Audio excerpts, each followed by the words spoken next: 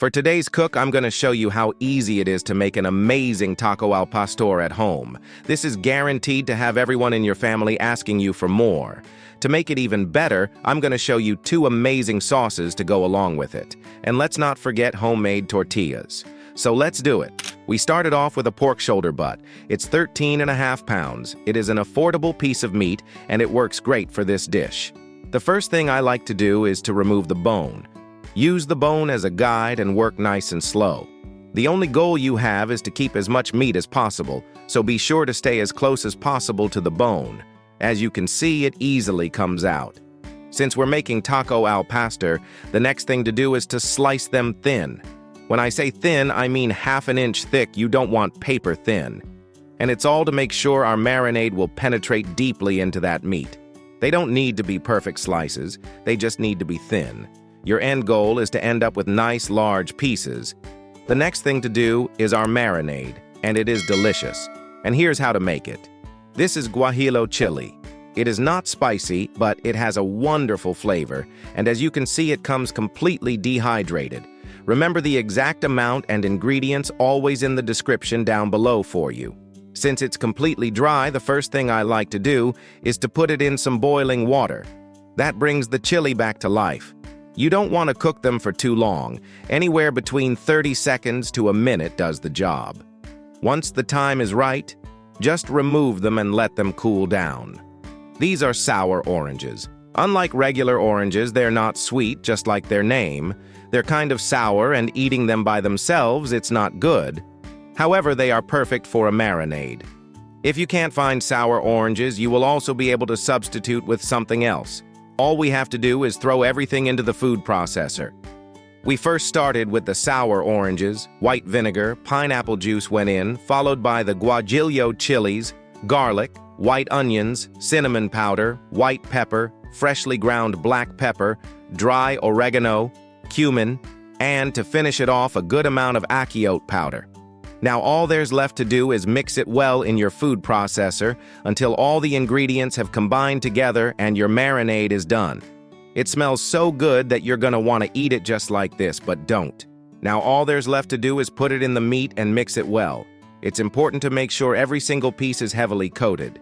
Now the only thing left to do is to cover it up and let it marinate in your refrigerator for 24 hours. As the meat is marinating, I'm going to show you an easy and simple but refreshing and tasty avocado sauce. Here's how to do it.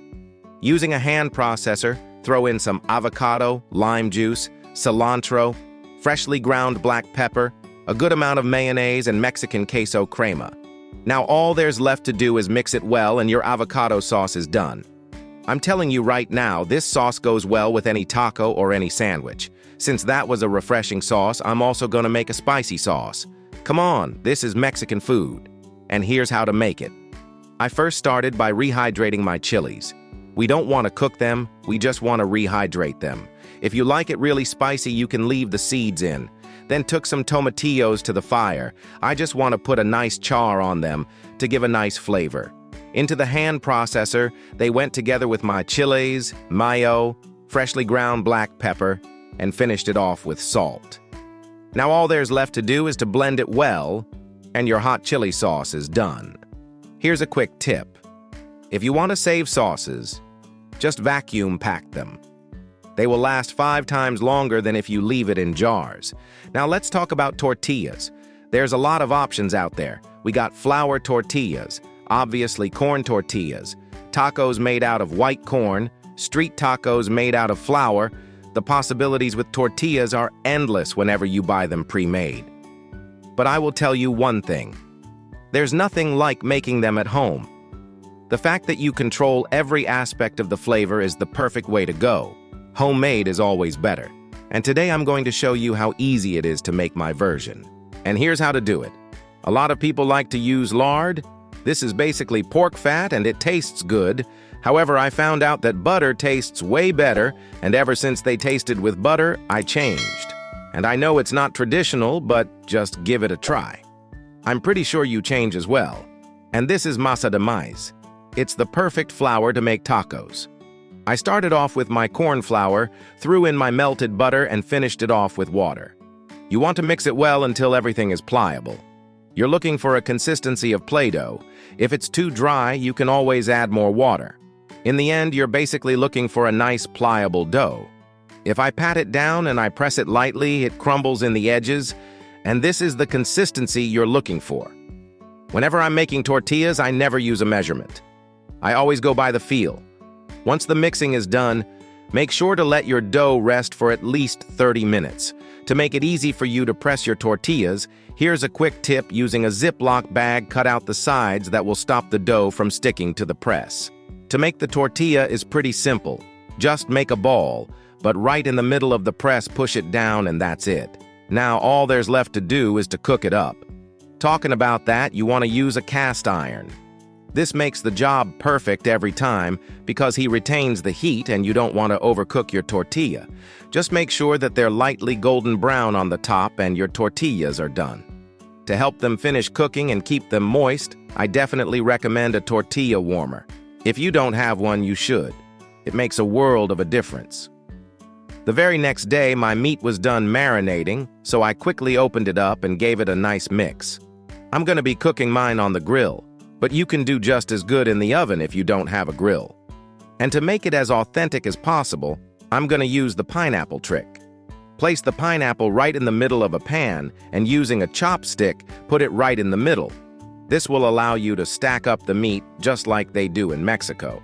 The only thing to keep in mind is to try to keep a round shape throughout the whole process. If any of the pieces are too large, just make sure you cut them and put them on top. Try to keep them evenly so that your tower will not fall in the end. Every small piece that comes out goes right in the middle. To finish it off, just crown it with a pineapple and your taco al pastor tower is ready for the grill. Talking about that, cooking it in indirect heat at 500 degrees Fahrenheit. As the juices start falling off, I'll be collecting that and basting it in itself. As the edge starts being cooked, I'll be shaving it off so we can make some amazing tacos with it. But now I say it is enough talking and it is time to make some amazing tacos al pastor, so let's do it.